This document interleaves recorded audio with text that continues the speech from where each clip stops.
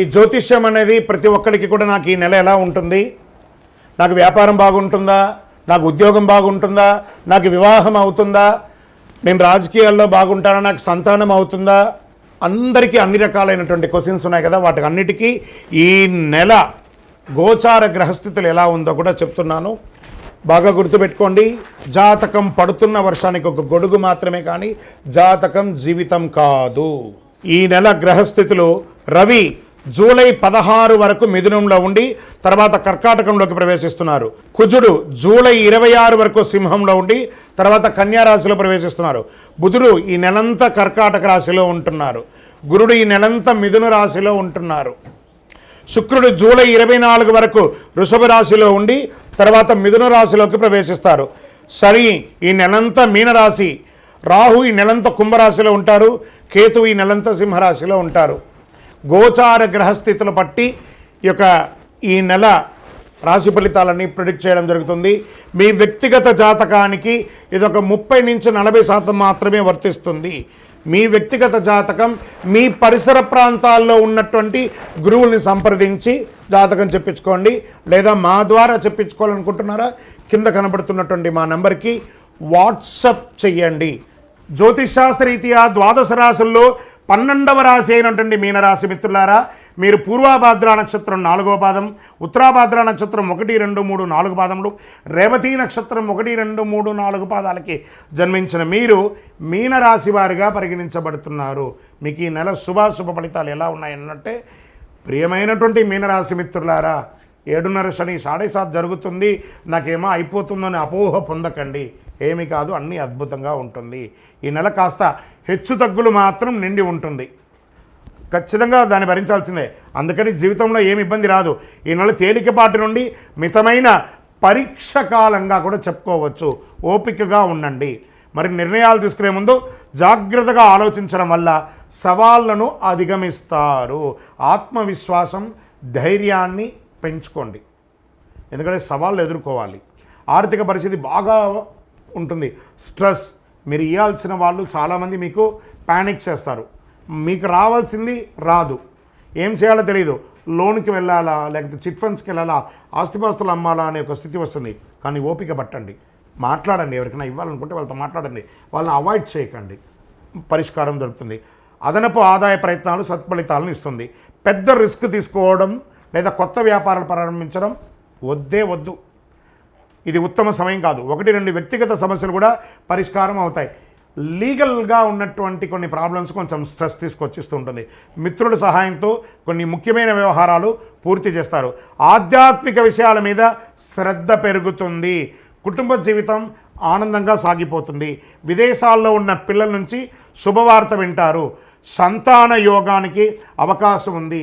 ప్రేమ వ్యవహారాల్లో సఖ్యత కాస్త లోపమవుతుందని జాగ్రత్త పడండి. మీ యొక్క పుత్రులు, కూతురు కానీ కొడుకు కానీ వివాహం నిశ్చయితార్థమయ్యే అవకాశాలు కనబడుతున్నాయి. ఉద్యోగంలో పై అధికారులు మీకు కొంచెం స్ట్రెస్ ఉంటుంది. వృత్తి జీవితంలో నిమిషం కూడా తిరిగిలేని పరిస్థితి ఏర్పడుతుంది. విద్యార్థులకు ఇది గడ్డు కాలం అని కూడా చెప్పచ్చు, కానీ సాధిస్తారు. గురు భగవానుడి యోగంగా ఉన్నాడు కదా. ఇంట్లో ఉండి చదువుకునే విద్యార్థులు కూడా సబ్జెక్టు పైన దృష్టి పెట్టాలి. మొత్తం చదువులపైన గొప్ప ప్రభావం చూపిస్తుంది. చాలా జాగ్రత్తగా చదవాలి. రాజకీయ నాయకులకి ఇది గడ్డు కాలమే అండి, జాగ్రత్తగా ఉండాలి. తస్మాత్ జాగ్రత్త. మీకు దస్తావేజులు, డాక్యుమెంట్స్ అన్నీ ఉంటాయి కదా, జాగ్రత్త. మిస్ప్రాపర్ అవ్వకుండా, లేదా లైసెన్స్ రెన్యువల్ అవన్నీ కూడా ఇబ్బంది ఉంటే చూసుకోండి. వ్యవసాయదారులకి చాలా బాగా ఉంటుంది. మీడియా రంగం, ఐటీ రంగం వారికి చాలా బాగుంటుంది. ఆహారం తీసుకునేటప్పుడు ఆచితూచి ఆహారం తీసుకోండి. చంద్రాష్టమం జూలై 4, 7, 2025 3:19 ఉదయం నుండి 6, 7, 2025 4:01 వరకు చంద్రాష్టమం ఉంటుంది. మళ్ళీ ఇదే నెల రెండోసారి కూడా చంద్రాష్టమం వస్తుంది. 31, 7, 2025 11:15 ఉదయం నుండి 2, 8, 2025 11:52 వరకు చంద్రాష్టమం ఉంటుంది. కాబట్టి ఈ యొక్క 2 రోజులు చాలా ఆచితూచి వ్యవహరించండి. ఏ విధమైనటువంటి దస్తావేజుల మీద సంతకం పెట్టాలన్నా, ఇతరులతో మాట్లాడాలన్నా చాలా జాగ్రత్త. ఏ విధమైనటువంటి మాట పట్టింపులకి అన్నదమ్ములు, అక్కచెల్లెలు, బంధుమిత్రులతో వెళ్ళకండి. ఓవరాల్ మీనరాశి వారు జాగ్రత్త. జాగ్రత్త జాగ్రత్త. మరి ఏం చేయాలి దీనికి? స్వామి మాకు ఏమైనా పరిహారం ఉందా, ఆరాధించాల్సిన దైవం ఏమైనా ఉందంటే కాలభైరవాష్టకం చెప్తూ ఉండండి, ఆదిత్య హృదయం చెప్పండి ఆరోగ్యానికి. మీ యొక్క ఇష్టదైవాన్ని ప్రార్థన చేయండి. ప్రతిరోజు ఒక ప్రదక్షిణం నవగ్రహాలకి పక్కన ఉన్న దేవాలయంలో ప్రతిరోజు వెళ్ళండి. ఒక 5 నిమిషాల పని, ఒక 19 ప్రదక్షిణాలు నవగ్రహాలకి తిరిగి రండి. ఆ శని భగవానుని ప్రార్థన చేయండి. నాలుక మీద వచ్చి కూర్చున్నాడు సాడేసార్. జాగ్రత్త. ఏం చెప్పాలి ఆయన దగ్గర? దేహి మే బుద్ధి వైశిష్ట్యం, దేహి మే నిత్య యవ్వనం, దేహి మే పరమానందం, దేవదేవ జగత్పతే శనేశ్వర, నువ్వు తప్ప మాకు వేరే దిక్కు లేదు, అన్యదా శరణం నాస్తి అని ఆయన పాదాలను పట్టుకోండి. అన్ని సమస్యలు తొలగిపోతాయి. శుక్రవారాల్లో అమ్మవారికి రావుకాల సమయంలో నెయ్యి దీపం వెలిగించండి. ఇంకనూ మీ వయస్సు ఎంత ఉందో అన్ని దీపాలను శని భగవాన్ని ముందర వెలిగించండి నువ్వుల నూనెతో. స్వామి మేము మా శారీరకంగా మాతో పాటు చేసినటువంటి యొక్క సేవ అని ఆ యొక్క శని భగవాన్ని ప్రార్థన చేయండి. మీ వ్యక్తిగత జాతకం కావాలంటే కింద నంబర్కి మీ పేరు, ఊరు, date of birth, time of birth WhatsApp చేయండి. ఇంకా మీ సమస్యలన్నీ కాస్త పరిష్కరించుకోవడానికి, కాస్త అనుకూలం పొందడానికి అతి శక్తివంతమైనటువంటి మా కరుంగాలి మాలను ధరించండి. ఈ మాల మన దేవాలయంలో 48 రోజులు పూజ చేసి చండీ సుదర్శన హోమాదులు చేసి దీనికి సంపుటి చేసి ల్యాబ్ టెస్ట్ చేసి మరీ అందిస్తున్నాం. మాల కావాలి అని మా కింద నెంబర్కి వాట్సాప్ చేయండి.